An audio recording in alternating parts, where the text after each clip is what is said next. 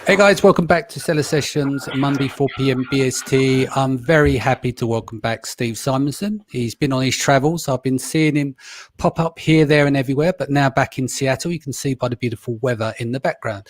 Kata's here as well. Welcome back to the show, Kata. Thank you. We are just waiting on Brandon. No doubt he's flying along the motorway somewhere, or is it motorway or highway in where is it? He's in Miami, isn't he? So he has to get to his office, and he's always flying around in his nice little motor. So he'll be with us in a moment. But today, I wanted to kind of get a recap from you guys from your perspective on COVID, where we are at the moment, how it affects businesses personally, and like business-wise, personally, and just a general lay of the land.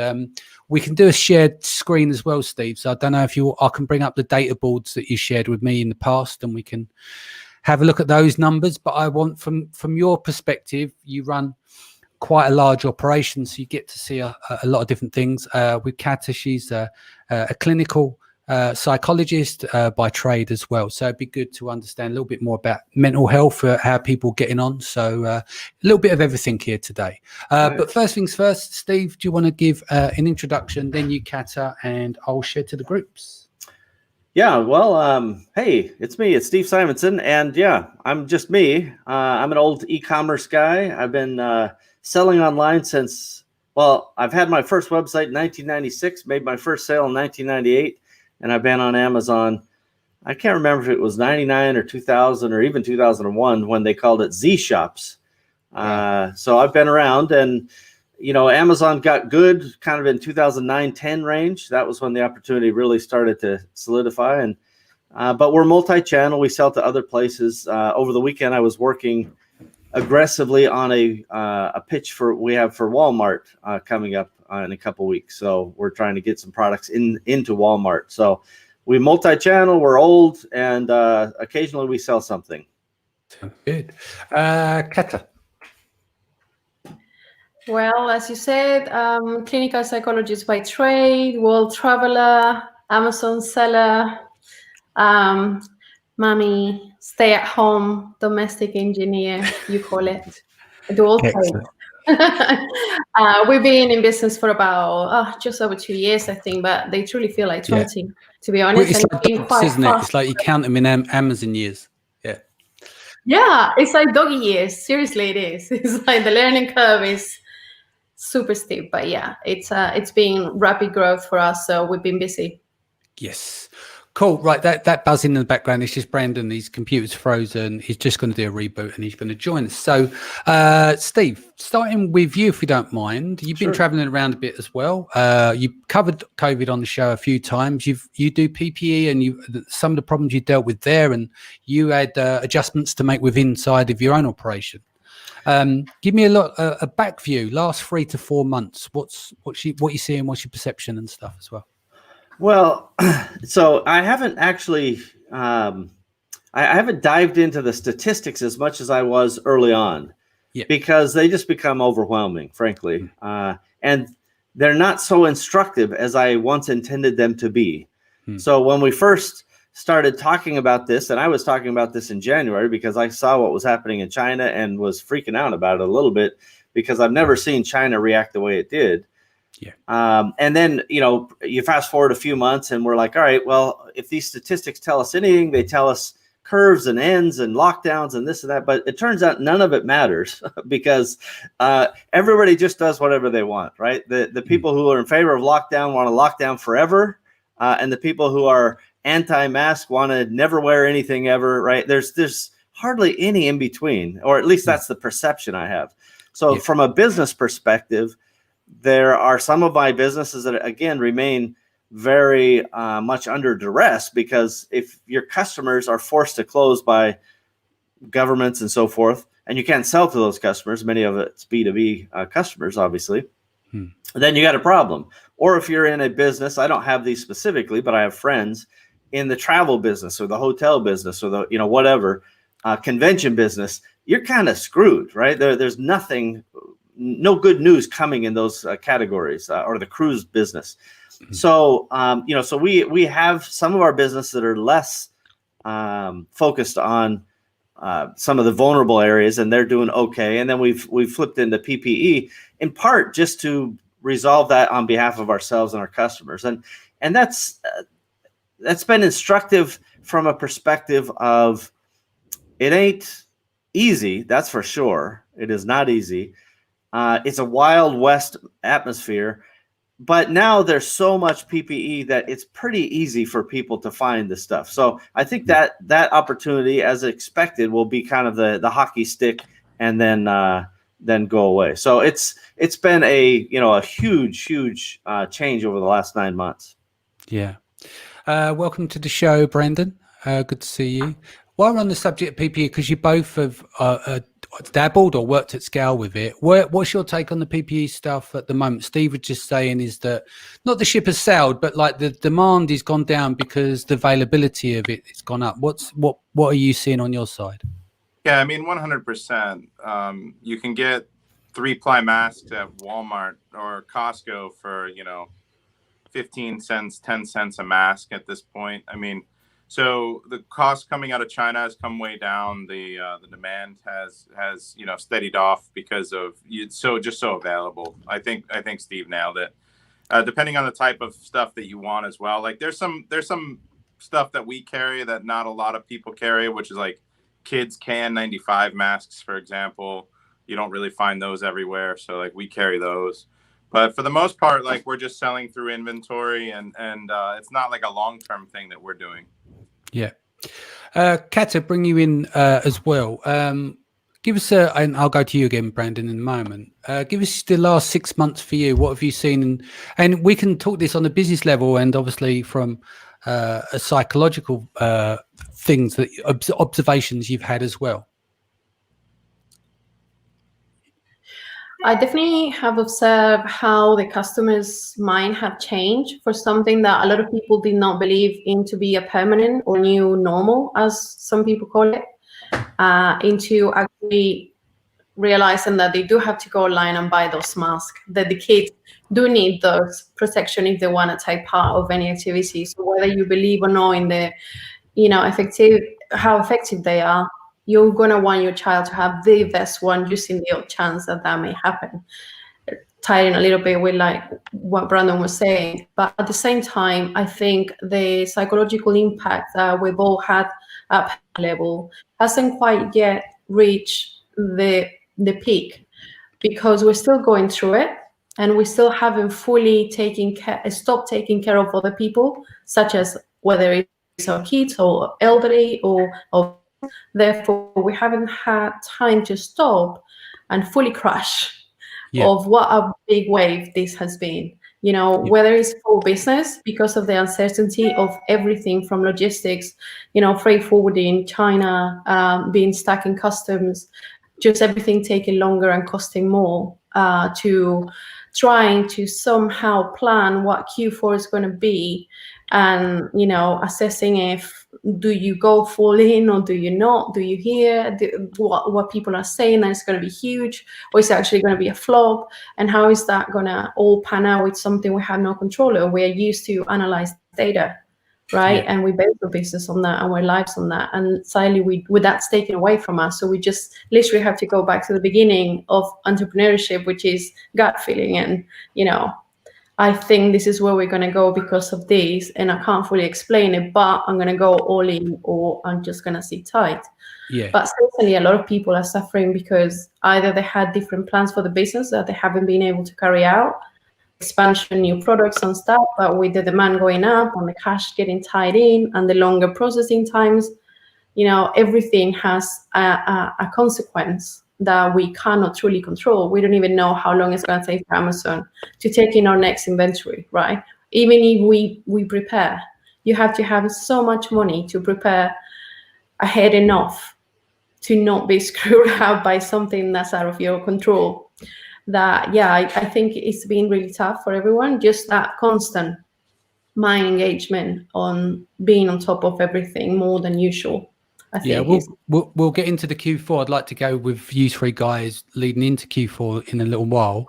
What other things have you seen in terms of mental health and stuff like that, just through observations? What are some of the standouts you've seen? some of the things, such as what Regina was commenting, the kids are going to be the ones that are being the most affected. I believe that. It's my passion is to work with kids and families, and I see it in my own child. I see it in myself. When you are responsible for entertaining and providing quality of life 24/7 to another human being, and you have the social pressure of doing it right, which means not all day on screens, but at the same time, you can't afford the time to do so, you are going to come to a place where something's going to give, right? And it's either going to be your mental health or your child's social skills and overall health, activity-wise. And unfortunately, that's what a lot of parents are going through, and burnout is a thing, and it's starting to catch up with us all, whether you're prepared or trained, such as myself, or not. I never thought I would be as happy as I felt. I think I mentioned it to you the other day when my daughter came back from school, because here in England, kids are able to go back to school in person, and they did last week. My daughter did, and she came back and she was buzzing and she was happy, and I had nothing to do with it. That level of, I was just so chuffed, and I almost came down to a crash, because it's the first day in over 6 months I didn't have anything to do with it or feel guilty that she's been on the iPad too long, And it wasn't the typical, oh my God, school's back. It was actually the oh my God, I get to actually be with myself. What is that like? So yeah, I think a lot of parents, if they're honest with themselves, they are relieved as well. Steve, I think most you got kids. Yeah, they're pretty much grown up. Yours, have they, or you got some still in school? My son is in high school, so he's 16, and my daughter is 19, so she's out of high school and thinking of what she wants to do. But I tend to agree that the lack of interaction, whether you're a kid or an adult, is destroying people's minds, right? It's certainly destroying mine, and there's without question a need for social time, right? I'm generally an introvert, but I'll tell you, I'm starving for interactivity. And listen, this is great. I love this, and I do this from time to time, certainly with my teams daily, but it's not the same. It's just not the same. I don't know why. I mean, we'll let the experts tell us, but I can just tell you, when we don't go to conferences, I don't get my battery recharged, and it ain't as fun. Yeah, I mean, Brendan, I'm going to bring you in a moment, but one of the things I introduce, and Kata joins me, her and Matt, we have every couple of weeks, I now have a plan to lead the village, so I'm lucky, to go out, and because you will drive yourself mad. So I have something to look forward to every 2 weeks, but we're very, very clear on the social distancing and where we go. Like last time, Kat, I, and a couple of others went out. We stayed in a hotel, which was almost empty. The restaurant, the only one. Yeah. She was there with her husband, etc. But we went to the hotel, was almost empty, and there was no breakfast laid on for you. You literally go in, check in, and it's all COVID structured. And then in the restaurant, when we ate, there's me, you, Mark, Matt, and a couple of others, and it was empty. We're the only people, the only patrons in the restaurant. And then when we went out for drinks after, we went to a bar which is like about capacity maybe 100, 120 people, and it was like 7 or 8 people in there. So very clear on that when you go out. But for me, that makes a massive difference for the recharge, because I love being around my family and I love seeing my family and my in-laws, but it's not the same. It's like I go back to March as my last conference, like most of you guys, and I can't wait to get out on the road. Brandon, backstory on you. What's your views in the last 6 months? I know that you post quite a lot on Facebook, and it's not always to everyone's taste. I don't care. But for me, it's like you have an opinion, right? You either stand for something or you stand for nothing. And I think it's important to have a voice in terms of what you're doing. Now, you talked quite a lot about stuff. For those who are not on your Facebook page, what are some of the stuff that you've been covering in the last 6 months? Yeah, I mean, early on when we didn't quite know the mortality rate per age, and there was still a chance potentially to stop the spread of the virus, I think that I was all for lockdowns, and I was all for like people doing what they needed to do. And I think for the most part, when it was finally called upon us to do that in America, we did it. But I thought we just did it way too late, right? We were allowing travel in and out of New York, like all the New Yorkers that were sick, like took it all over the country, and then it was way too late at that point. And so I think we did too little too late in America. And so at this point, I don't know that there's really much option besides most of the country that kind of get sick and without it much consequence, just going about their lives and reactivating the economy, reactivating the country. Like, yeah, schools, like for me, I think schools being open is just the fastest way to spread the virus throughout the entire country. It's like Petri dish, yeah. Yeah. But the thing is, like, maybe that's necessary if you can protect the elderly and those at risk. The problem is, like, the study that just came out in America was that 94%, I think, was the number of deaths from COVID were accompanied by a comorbidity, and then that was misinterpreted. What that means is that the virus caused a morbidity, like it caused influenza or it caused pneumonia, and then your lungs filled with fluid and killed you, or it was also like diabetes or obesity or another thing that you had that killed you, like with it. Effectively, right? It's two or more diseases combined together to create the problem, isn't it? Yeah. But the point is that if you never had gotten the virus, your life expectancy was years longer, and it wouldn't have killed you. And a lot of people interpret that as, oh, the virus isn't killing people. So I mean, like, it was just a lot of fake news going around about that because people just want to be right, and it's like a team thing. There's a very politicized topic, and people think that it's just not going to kill you if you just open everything back up. The problem is that the most people in America are have something wrong with them. Like, we're not healthy. 98% of Americans or 92% of Americans, something like that, are not healthy, quote unquote. Like, we have something wrong with us. So, I'm overweight and I'm one of them. So the other thing is, I think that, I think we should be opening up. I think that we should be finding a way to do it and protecting the people that are most at risk. If you're under 50 years old, the chances of death are comparable to the flu. I mean, it's probably in your 40s, it's probably higher. In your 30s, it's probably about the same. And under 30s, it's probably lower than the flu. Is kind of what we're looking at. Now, if you're in your 60s, 70s, 80s, and you have some of these other underlying things, then you kind of have to stay locked down. You have to just let everybody else open back up. You have to realize that people are just going to go back out and be there. And that's going to be the best thing for everybody, because we need that interaction that you're talking about, like Catherine's talking about. We need to be able to see people. Like, there's mental health issues.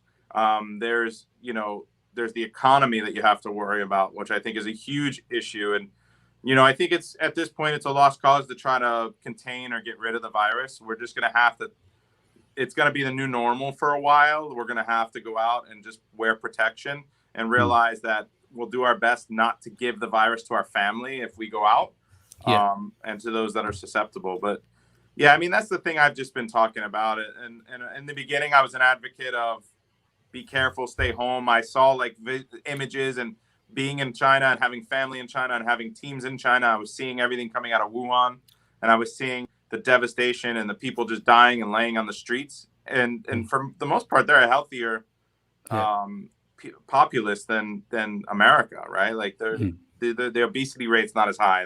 The diabetes rate isn't as high, and that was still devastating in Wuhan, and they still haven't been truthful about their death rates.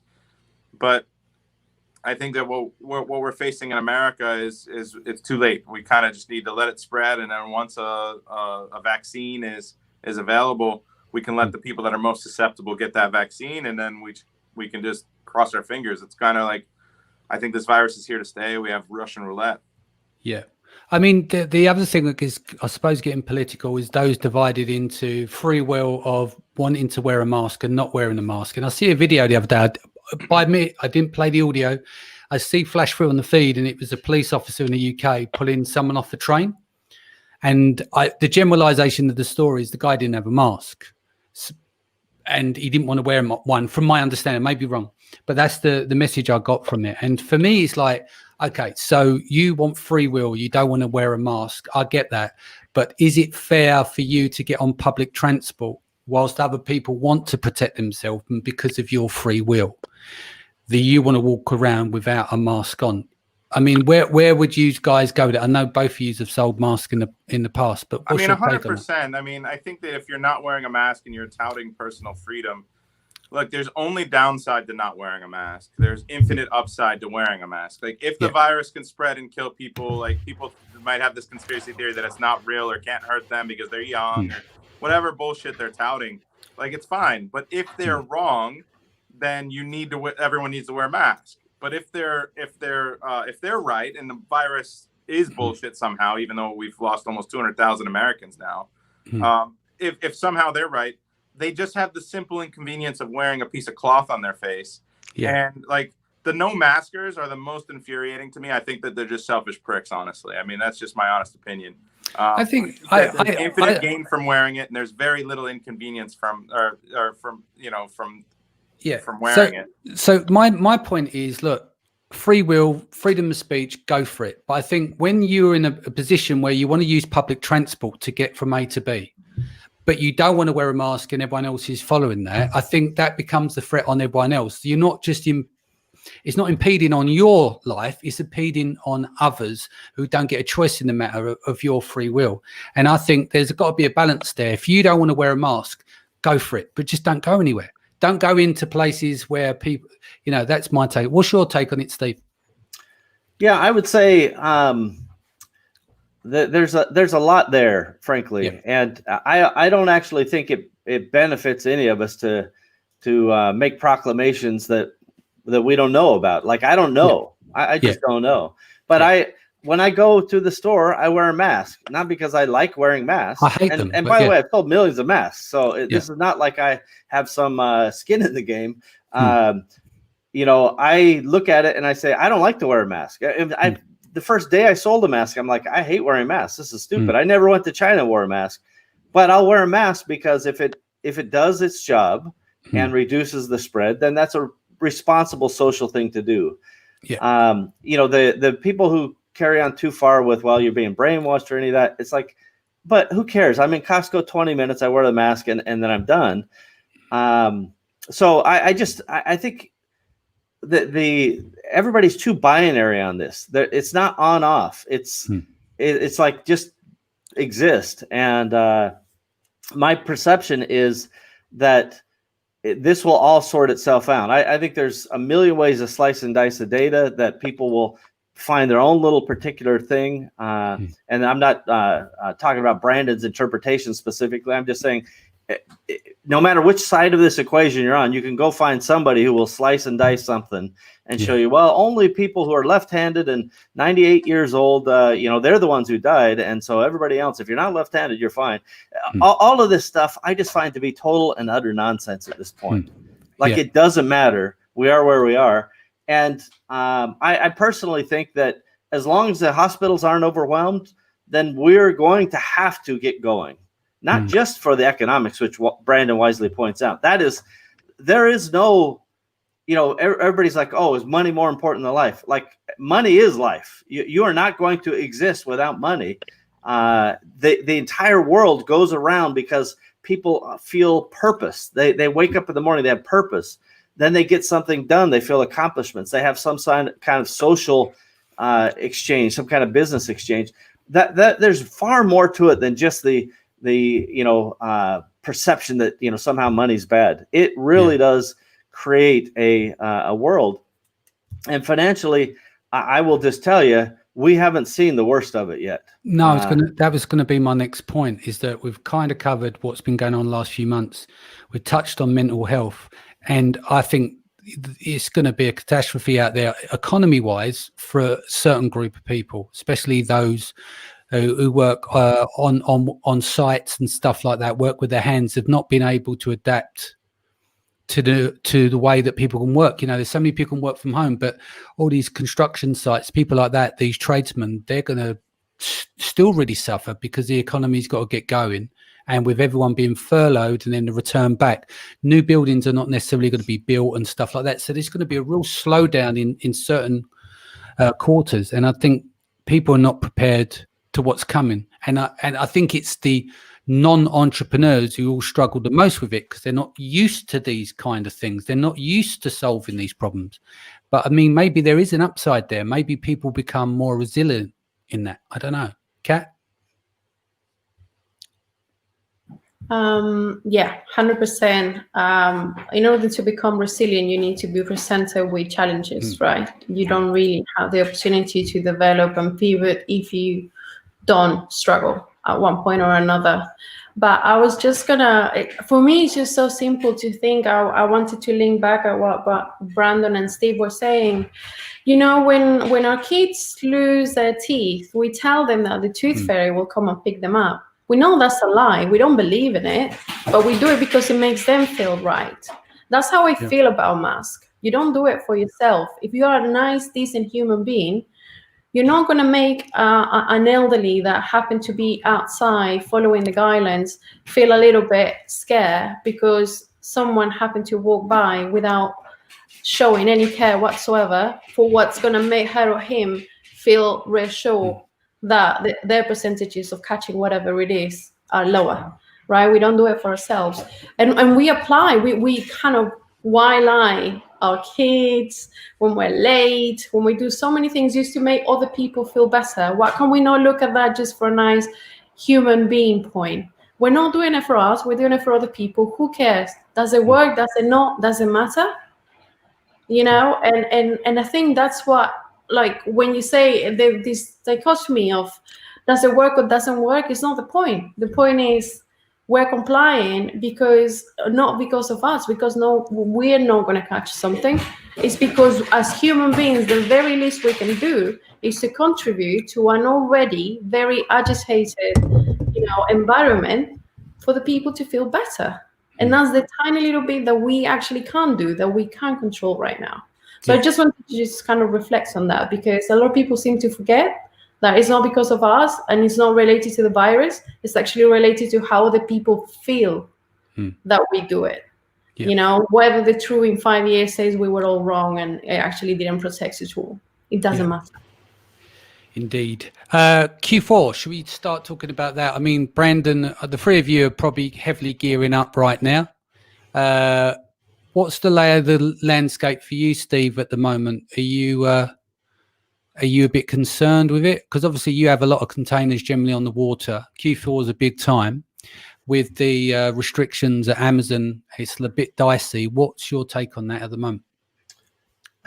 Well, one thing is certain, Amazon loves to create all kinds of chaos. We've seen absolutely massive amounts of delays at Amazon. We've seen packages being lost for our fulfillment by merchant stuff that we've had to pivot to. USPS is losing stuff far more frequently than they did a year ago, let's say. And I don't know if that's just a simple volume question. So there's a variety of concerns, but I will tell you that the upside is all of this stuff is encouraging people, is driving people into buying online. And Amazon will be the absolute runaway winner. They already have been with this pandemic stuff. So you should absolutely just think of, you are in the right place at the right time. If you don't have inventory and you're in a category that is not demolished by a COVID pandemic, then make sure you're in stock and make sure you have back stock. And if you're suffering from these restrictions that Amazon's putting on you, make sure you have a 3PL that you can, FBM and pivot as you need to, because that is everybody talks about the new normal. That is the new normal. You better be able to run a fulfillment by merchant campaign to launch your product until you can seed enough volume through FBA to get a new item to take off. It's challenging. It's not the end of the world, however. Of course. Brandon, what's your take? You've got about 1,700,000 new products launching Q4. What's going to be your approach? So I'll preface this with Amazon private label is still selling on Amazon in general, but I think private label in particular is still the greatest opportunity of any business there is, and it's going to only get better, right? The problem is, as Steve said, that there are so many things you have to deal with now that you didn't have to deal with before. And Amazon isn't playing fair in a lot of ways, and there's a lot of issues with what they're doing. And I think that it's something I want to talk to Steve offline about, because I know that he's an advocate for sticking it to Amazon whenever they're doing something that isn't quite right. So one of the things that we're facing is that they have restrictions on new SKUs of 200 units. Now, it's really impossible to launch a product with 200 units and then run out and then send more in and then run out and then send more in. It murders your what you call your honeymoon period. It destroys like your momentum, and it's not something that they're holding their own products accountable to. Like if they launch a new Amazon's basic SKU, I guarantee that they're not sending in only 200 units, right? So, and only making 200 available because they're at their warehouse. So we just opened up our own warehouse in Miami to be able to receive containers. We were already working with Eddie Levine in Chicago, and with another 3PL in LA. So we were already working with 3PLs, but even then it's still a huge challenge that we're facing because we have 40 new products we want to launch for Q4.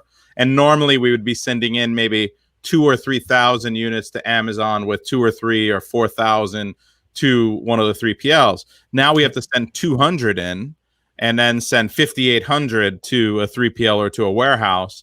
And then we have to balance the act of turning on a merchant fulfilled listing when the other one's running out so that we don't lose the momentum, even though merchant fulfilled, is doesn't convert as well.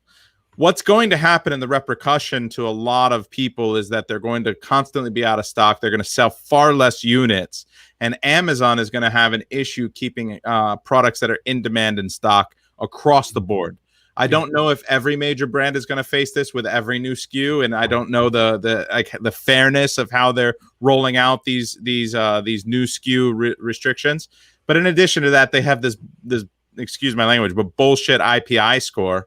Like we have accounts that are doing $5, $6, $8 million a year, and we're still subject to some random score because I have inventory. I have, 12,000 units that have less than 30 days inventory turn, but I have 400 or 700 units that have been in stock for more than 60 days. So I randomly get a score below 500.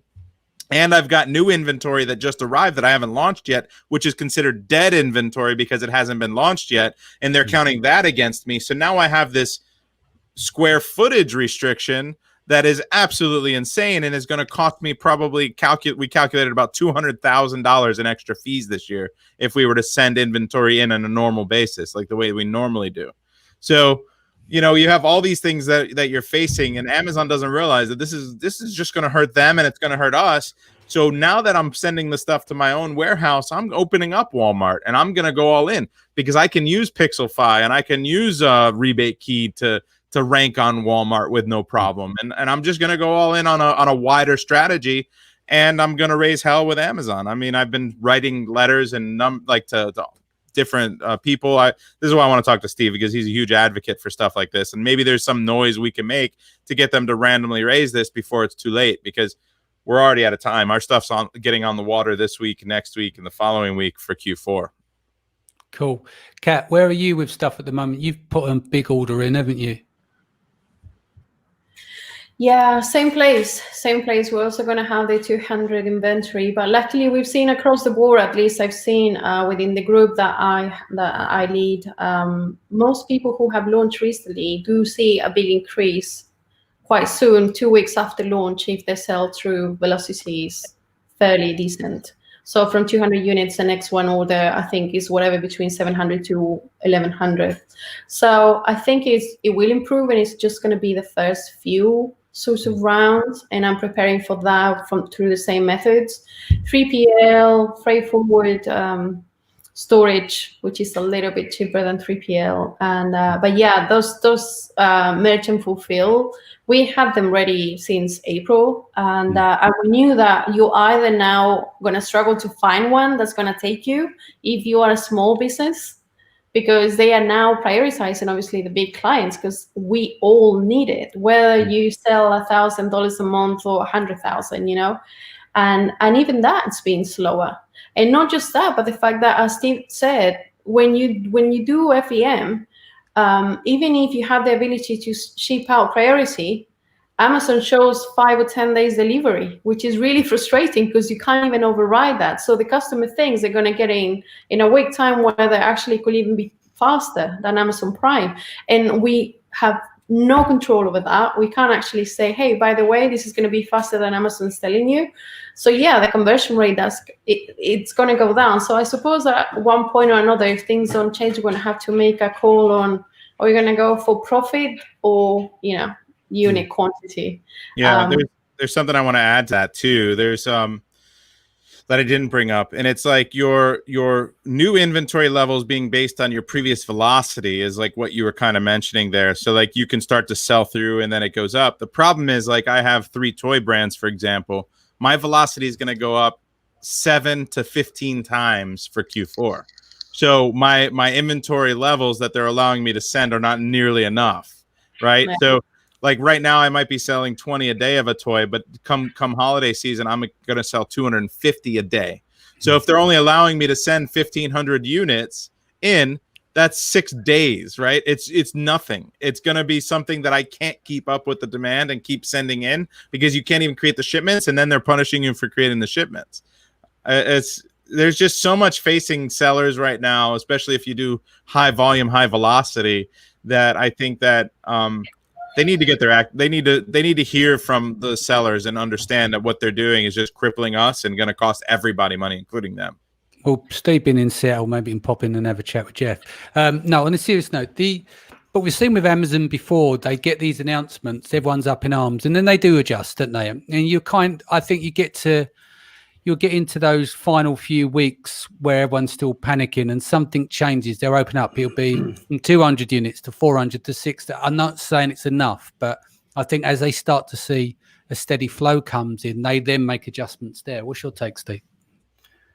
Well, I think it's a problem.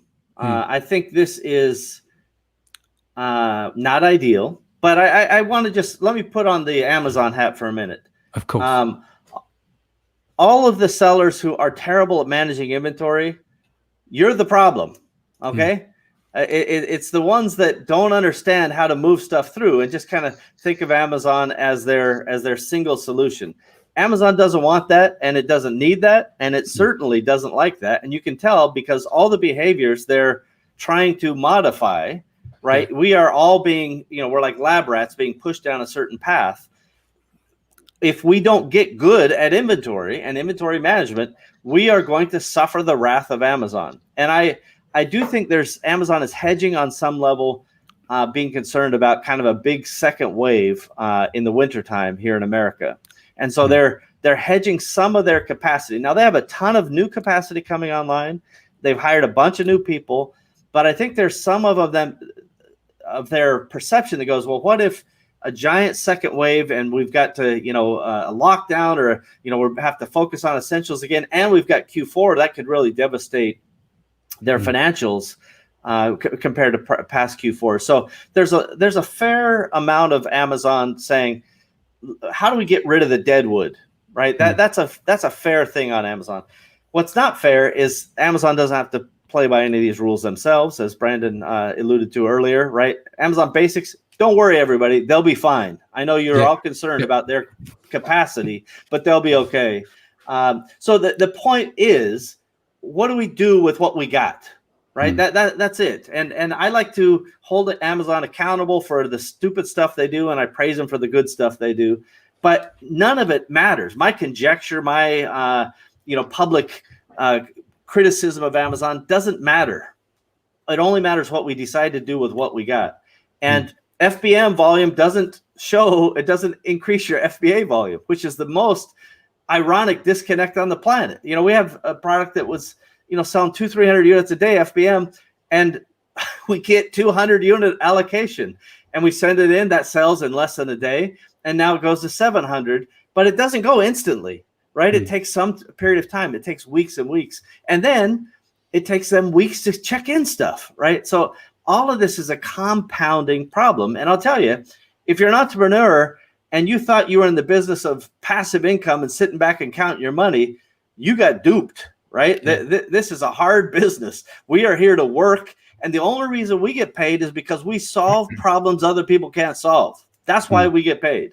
And if you can't do that, get out, let the rest of us professionals get the job done. But I know that anybody who has that fire in them as an entrepreneur, you can do it. You just have to suck it up and move on. That's what we all have to do. I don't like it any more than anybody else, but I'm sucking it up, and I'm creating all the proper alternatives I need to. And, that's what I have to do. I will criticize Amazon about the parts they suck about. I'll criticize sellers the parts they suck about, and I'll deal with my own, baggage that I got as well. But we've got to just, saddle up and move on. I absolutely love that. So just one thing on that, I've actually told my students this represents an even greater opportunity, because anytime you have a barrier to entry and things get harder, the people that are willing to get through that are the ones that are going to be successful. And so, it's just everyone, like private label was becoming a fad, and everyone was trying, they think it's easy. And like Steve said, passive income, and you just pick a product on Alibaba and you throw it up and it sells, right? And like, they don't understand all of the other nuances that we go into with all of your other shows, Danny, with keyword research and product selection and launching and all that stuff. Like, all of that aside, all that learning curve aside, now you have this other issue you have to face, and people might just think it's too much and get overwhelmed. And that's great for the people that are willing to push through and do it, right? The people that are willing to do it right, to learn how to manage their inventory, to do those things, it just represents an even greater opportunity. Well, obviously, Amazon has more data now. If we go back to, was it Q2 was their greatest quarter in history. In that quarter, it was essential goods and everyone else was dropped to the wayside. So effectively, Amazon still wins anyway. They'll be fine. Also, don't worry about Amazon. They'll be okay. Yeah, Danny, I can see that you're really torn up about Amazon. I'm really concerned about them. Bottom line. Don't worry. They'll be all right. I'm going to say some hellos to be polite here. There's a load of here in the messages. Owen says, hi from the soggy, wet and soggy north. Paul says, Steve, I noticed the things like the phone cleaner are also sold by Homedix, is it? Homedix and other companies. Is the technology simple? Is it simply a branding play? Yeah, so that particular product, Paul, very eagle eye, is basically to sell that technology to other marketplaces that don't have it. So it's a UVC phone cleaner. You have to have EPA stuff. It's really stupid in terms of the regulatory nonsense, but channels like Staples and Office Depot and other places don't have access to that. So that's why we did that. Cool. Qasim says, hello, everyone. Saibi says, hey, guys, good afternoon from the moist Somerset. I don't even know how I should take that into consideration, them words there. Yelchin says, hi, everyone. Anna says, which categories would you have said been demolished by COVID? We've seen a lot of non-essential, but travel had a heavy hit. It's starting to take a comeback. But what other areas have you seen? Well, party supplies and travel were the two biggest that I think were absolutely demolished. I have students that are 100% in party supplies, and it was really bad for them. They were down over 80, 90% year over year. I have one brand just in travel, and then that was down quite a bit as well, obviously. Yelchin, we've covered this regarding the units. Paul again, everyone's business model is different. He said 2,000, but corrected to 200. But he's saying it levels the playing field. Kind of said what Steve was. You've got to work around the problems. Tiffany says, good morning. Tiffany, she said, happy to know I can order my Amazon basic phone chargers still. The lab rats have been consistently injected with PPC, and inventory is not at the front of mind. He's talking about the massive turnover now he has Amazon as a business in terms of PPC. What else we got?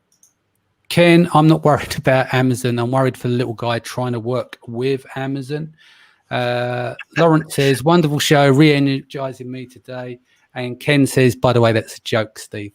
Before you, very sarcastic joke, Ken. Well done. Well done. Yeah. What else have we got here? Excellent. All right, so we'll wrap shortly. So tomorrow, let's look at the future. It's probably good to touch back on the economy and get everyone's opinion, starting with you, Kata. Even though COVID hasn't cleared up, we know it's had a massive impact on the economy. Where do you think it's going next? Well, I'm hoping it continues to be as it is, because economy for me personally has been great. That being said, I'm just going to be a selfish prick, as Brandon said.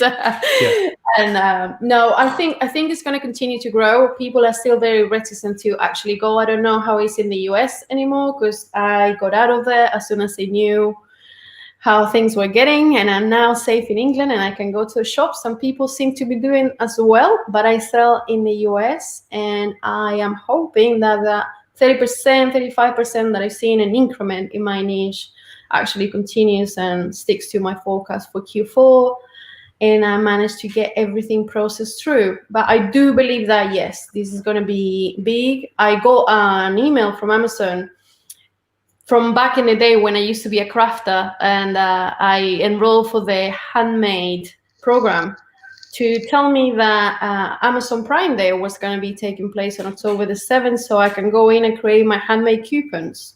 Now, I have not got that email for Amazon, the regular Seller Central, but I'm getting a little bit excited about that, to be honest.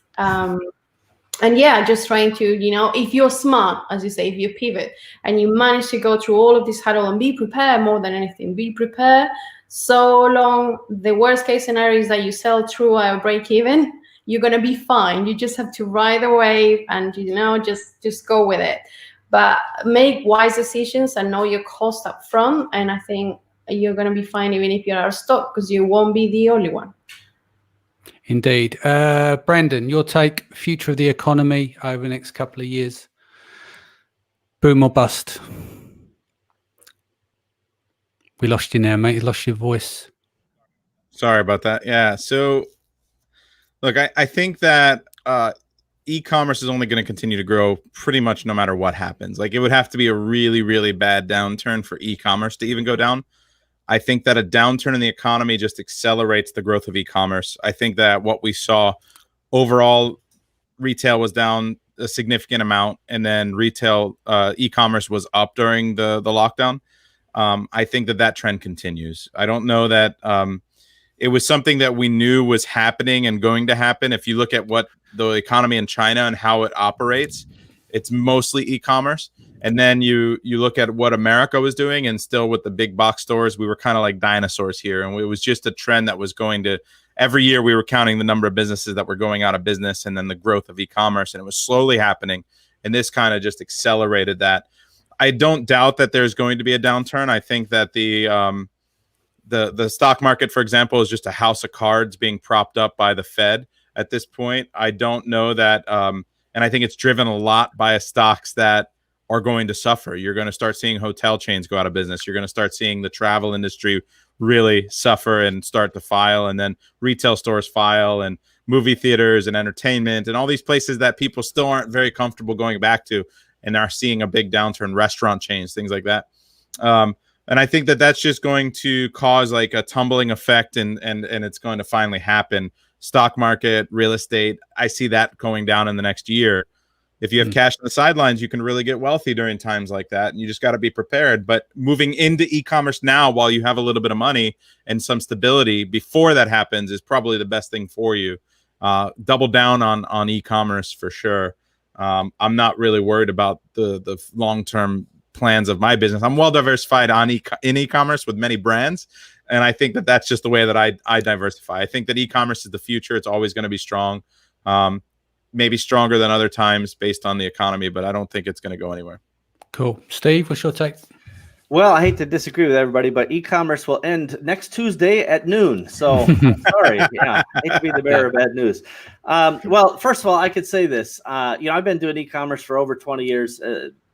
It is always going to increase.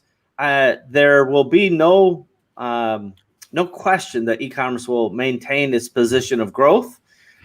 Maybe the growth rate comes back from where it is right now. So, last year, maybe it went up by 22 or 24% on Amazon. And this year it's up over 35%, which shows that acceleration that the gang was talking about there. So you're in the right place at the right time. There is a reality, right? There's a cause and effect of the economy. If all of the theaters and the hotels and the restaurants and the comedy clubs and the convention people and all the people who serve all of those industries don't have jobs, some of those people aren't going to go buy some of the things that they might otherwise buy, particularly discretionary items. So I quite also agree that, the stock market has formed a V recovery thus far. but it's being propped up by $10 trillion worth of funny money the U.S. is throwing at it. So I have to expect, and I would like to remind everybody, my axiom zero is I don't know nothing about nothing. You should not listen to anything I say, but my opinion is that there will be pressure in the public markets because there are laws of economics that simply cannot be avoided, right? There will be large situations that will be negative, and they just need to be dealt with. All of that said, I started my first business, in the late 80s, and I was feeling like I missed the go-go times of the 80s, right? Everybody, it's like, oh man, you missed the greatest thing ever. And then, by 1990, it was a recession. But I didn't know all of these things. I just knew that I was trying to be in business, and I just dealt with it and just kept going and going and going. So, I would just say ignore all the meta stuff, right? I would not particularly say go get in the convention business right now, right? Don't be an event planner at this moment because that ain't a great cheers, mate. Yeah. On the other hand, I can tell you that. Sorry, buddy. I'm joking. That was directed specifically to Danny's event. Cheers. Yeah, but the truth is, travel's going to face some short-term problems, but there will be a massive, massive recovery. I mean, it'll be overwhelming. Whatever is happening now, the opposite will happen. 6 months, a year, or 2 years from now, whatever that time is. There will be a time where this pandemic is not a factor. Right? I know everybody, just like 9 months ago, nobody could imagine Americans all wearing masks. 2 years from now, it won't be like that. And now nobody can imagine that. They're like, no, this is the way it is forever. That's not the way it is, right? That's just, and I don't know nothing, but I do know this. Things will continue. They will carry on. And, it sucks right now. There's a lot of things that suck right now. I'll just be honest with you. I don't like a lot of stuff that's happening right now. My own, sanity is being challenged on a routine basis because I don't get to do what I want to do. And that is the most debilitating thing for me. Right? Yeah, for a guy that doesn't know nothing, you sure know a lot. Well, I can say you always have a lot of wisdom to impart. I appreciate it being marketed as wisdom. My whole point here is that, this is a temporary situation. Find your deal, as we like to say in America, find a horse, giddy up and ride. And let's make something happen. Yeah. It's those who push through that define themselves. This is where you're being made. What are you made of? Yeah. And if you're going to give up, go ahead and give up. And let me just spare, you from the pain because it ain't easy. But if you're not, and you're really in it to win it, then get out your boxing gloves and, MMA pads or whatever it is, and start throwing some punches, for goodness sake. Yeah, I agree with you. No more fucking Zoom parties, please. I can't the thought of another Zoom party. Anyway. Tonight I'll be having a Zoom party, 5 p.m., everyone. Right, don't forget, guys, vote now, setthepoll.com, brought to you by Thresio. Some of these guys here may be in the running there. Brandon, I think which one did you win last year? You won course and consultant, right? Steve was in outstanding. I have it right here on my desk. I won. This is for the training course with Seller Systems, and I won consultant as well, which is over here. That's right. And Steve was in outstanding contribution. I'll be doing the leaderboard on Wednesday, giving the people latest updates on where we are with the voting. Kata, do you want to let everyone know how to reach you if they want to reach out? Sure. But before I say that, I just want to say to everyone, please, before business and before everything, just take 1 minute and take care of yourself. You guys, seriously. Even the people that we know the most, I've been actually, I have fallen for this. I have reached out for friends at late hours of the night, quite a reason. And I've said, I just can't take this shit anymore. It's just crazy. And I'm a psychologist, for fuck's sake. And I'm not working right now, so I can swear. So yeah, you just have to let go, steam off, somehow just do something, stop, think, and take care of you for a minute if you can, half a day, whatever it is. Don't burn out, because if you burn out, you're not going to make it through, and it's going to be a tough one. We're going to need to go through a lot of hurdles, but as Steve said, we're going to make it through, and the ones that doesn't is because it just didn't deserve it. It's that simple. There you go. But yeah, if you want to reach me, Kata at titanmembers.com or Facebook. Okay, Brandon. Seller Systems is my public Facebook group, seller-systems.com. Yeah, feel free to reach out by Instagram or Messenger. I'm always available. Cool. And Steve? By contrast, I am never available. And you can go to awesomers.com if you want to hear some of my rants, my other rants that are already recorded. Excellent. Guys, thank you so much for joining us. I hope you have a good week and take care of yourselves. I'll be back here as usual, 4 p.m. BST tomorrow. Take care of your families and I'll see you then.